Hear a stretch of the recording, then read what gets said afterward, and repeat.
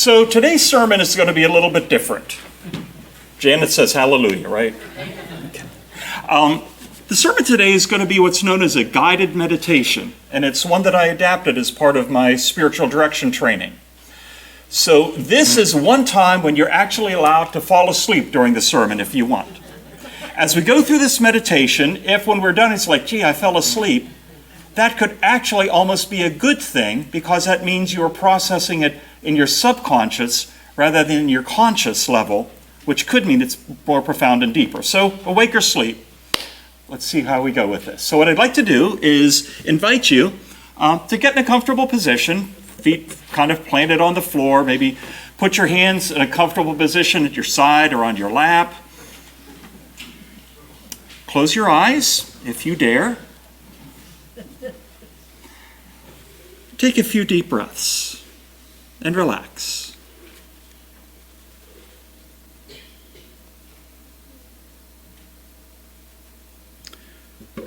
Let us go on an imaginative journey from the marketplace to the sanctuary, from the crowded streets to the deep aloneness of the soul room to see what we may find there. Let us trace a path in our imagination that any of us might follow and try to understand. First, let us turn into the silence. Not hurriedly or violently, but quietly, like peeling off layers of an onion, one layer at a time. It is so much easier to be still when we are together as we are today. There is something in our common desire for silence that we do not always have alone. Let us be comfortable. Then let us still the inner voices that scream and blast away. Let us put away our longings and desires. Let us sit fallow, inert. Then it is that our imagination, which is our forgotten faculty, is allowed to come to life. Let us put away all of our critical and analytical thinking and be receptive. This silence is like coming into a quiet sanctuary set off in a garden, away from the marketplace, insulated from the busyness and confusion, the anger and desire outside. It is entering this sanctuary that can be found within each of us. The marketplace, the busy streets, people coming and going, never stopping, never knowing where one is going or why, but always busy, working until exhaustion takes over, and then the television, and afterwards sleep, in which we forget our dreams, and then more busyness, day after day. And for what? Even a home can be filled with this kind of busyness. Even our time of recreation, even our ministry or vocation. The marketplace, everyone trying to take advantage of each other, intent on one's own gain, make the good bargain, get the good deal. The bright lights and mechanical voices trying to sell and convince, keeping us busy. Everyone struggling and contending in the marketplace, each wearing a mask to be unknowable. Everyone afraid and expecting the worst from others, always on guard, judging, criticizing, being judged and criticized. No peace and little fellowship, almost none. Only brief spasms of love, and then even within families, judging and criticism, hostility, anger, and fear.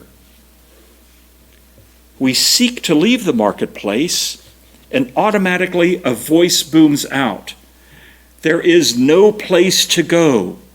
You cannot escape the marketplace because there is nothing but sleep and nothingness beyond it. Just stay busy. Keep judging as best you can, fighting to gain what you want. Don't think too much about it. You cannot move out of it. Yet within, there is another voice that speaks without saying a word and tries to draw us out of the fleeing crowd. Tries to let us know that the marketplace is only a place of flight, a way of blind, headlong flight into which we pray for a quick death and then a nice funeral and nothingness. Something, at any rate, draws us out of the heady, maddening confusion that is the totality of life for so many people. Something draws us aside and suggests that we pause and look and see what lies ahead. Wouldn't it be better to go into our own shabby little soul room where we can be still and think? Yet we fear to go there. We fear our own shabbiness. It is hard to decide. And several times the crowd surges around us and would engulf us again. But finally we turn away from it. We find the entryway to our little dwelling. It is dirty and poorly lighted. We see signs of neglect and long abandonment surround us. We muster the courage to go inside. There we find that the room is gloomy. The walls are grimy and worn.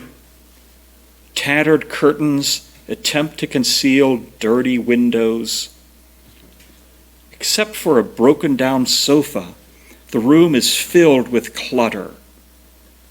The foul air carries the stench of the rubbish strewn on the floor.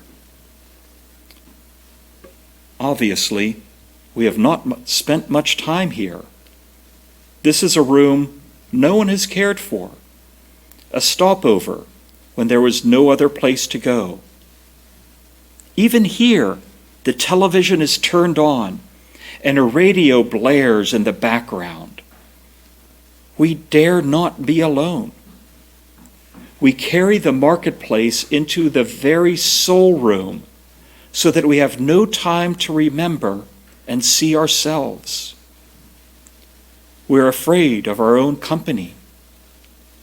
We fear that we cannot stand ourselves and our own nothingness. We are afraid of our helplessness. Better to hurry and do something than to be still and face our helplessness before the God of the marketplace. We are afraid of the pain that has been locked deep in our hearts, hidden under books and piles of clothing and dishes and useless things. We're afraid of our failures, our follies, our faults, the monsters of our desires and feelings, the old beast within us, the old angry ego that wills never to give up. No wonder it is hard to leave the marketplace. No wonder we seek each other with masks on in order to forget and not to have to look within ourselves. Then each of us is alone in our own soul room. And now I turn off the television and the radio and let silence reign.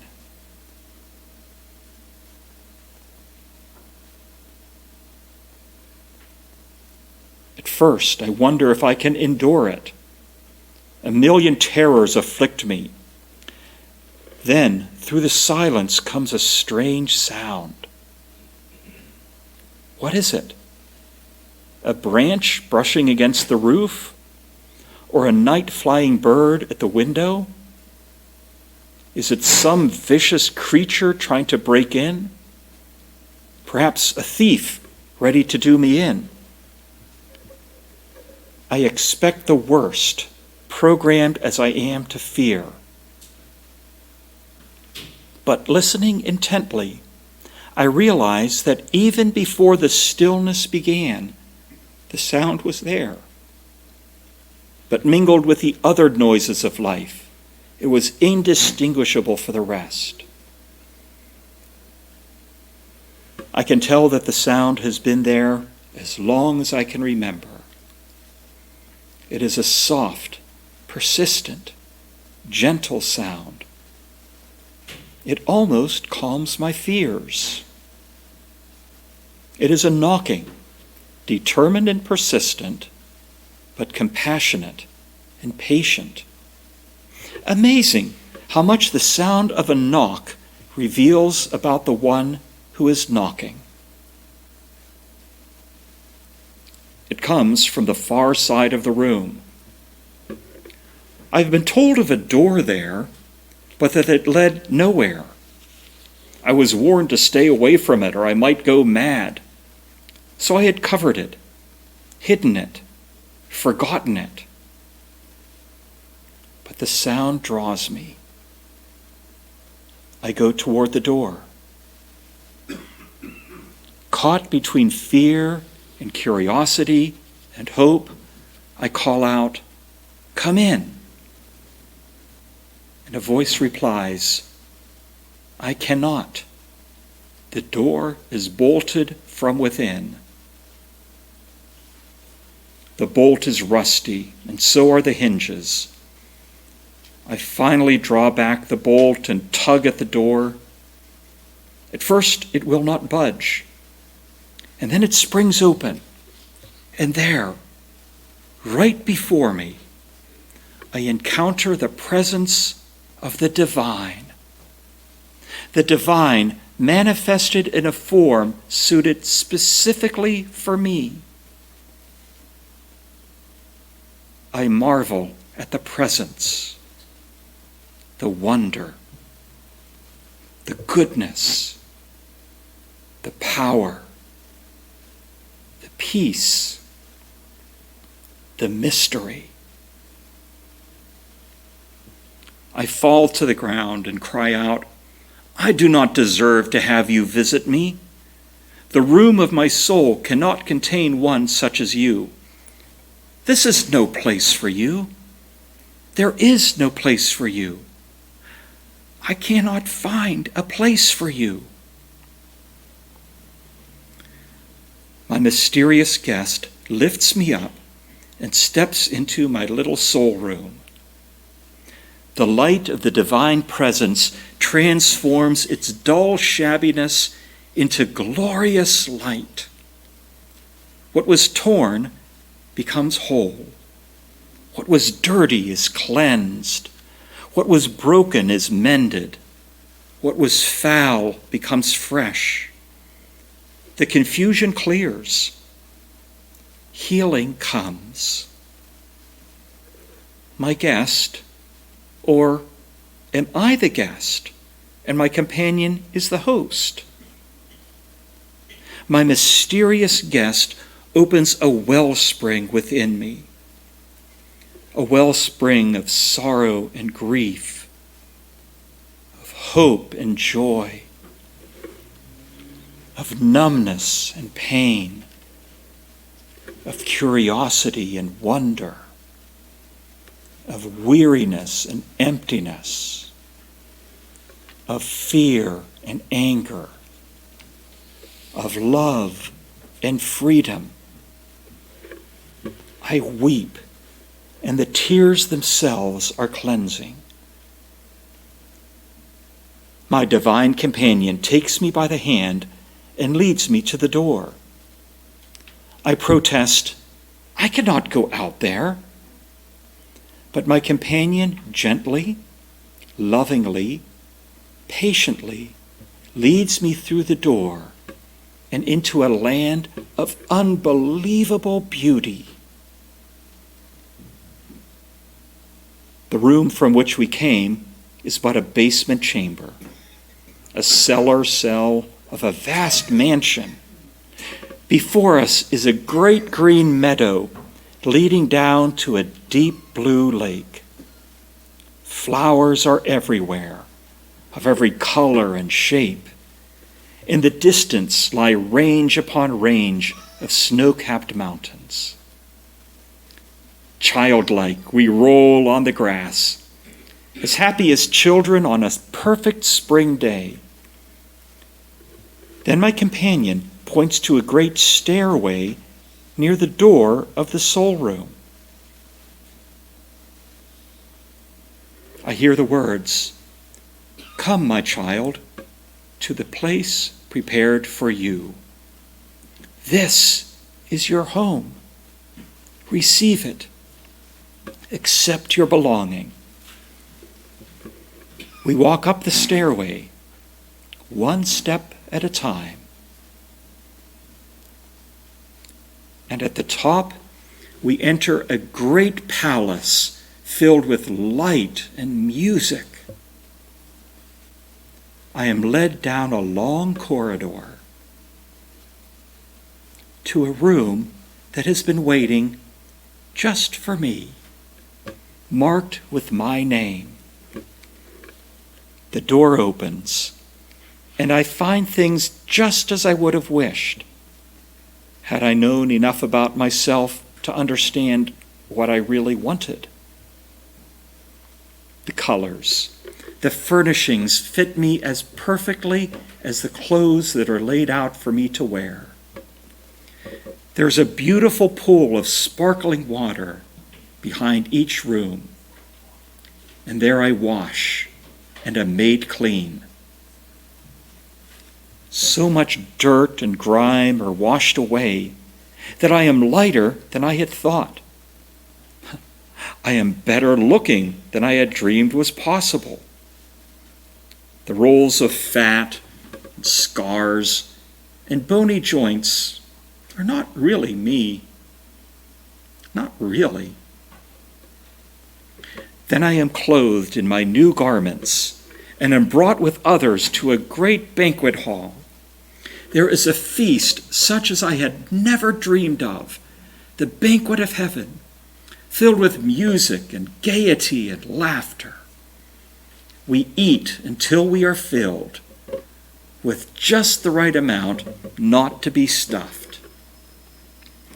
There is fellowship with the best of friends, those who will be friends forever, who will never betray, but will bring out the best in us and give us companionship that is filled with joy.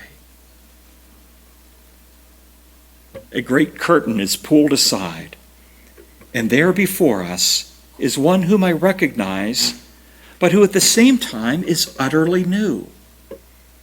I see my divine companion, the one who visited my soul room and who brought me here. But the mysterious one is now transformed into a presence I had never imagined, one I could never imagine. I hear a voice speak from deep within me. I listen. I hear a message that resonates throughout my entire being. It is as if I were the only one, but my banqueting companions are still with me. Our hearts are full of joy. We are led to the great treasure vault. Our divine host selects gifts of the greatest value for each of us, each fashioned and designed specifically for its recipient. There is more that we can carry, but we know that we can come back for more at any time. Our host speaks. It is time to go back into the marketplace and show others the treasures that await them. We protest, "They will not believe us." But the Divine One smiles and says, "Do you not trust me? I am giving you my love to go with you. Bring that love to others, that it may cover the earth like the light of the dawn." My divine host does not hurry us. And when I am ready, I return. I walk down the long corridor, down the grand staircase. I step back into my soul room. It is a joy to be there. I feel at home, and I am eager to go out and share what I have found. Bursting with joy, I step out into the street, into the marketplace. I see the men and women as they really are. Behind their masks, they are like me, frightened, lonely, seeking love. They need what I have found, and the light is ready to break through into one dark corner after another.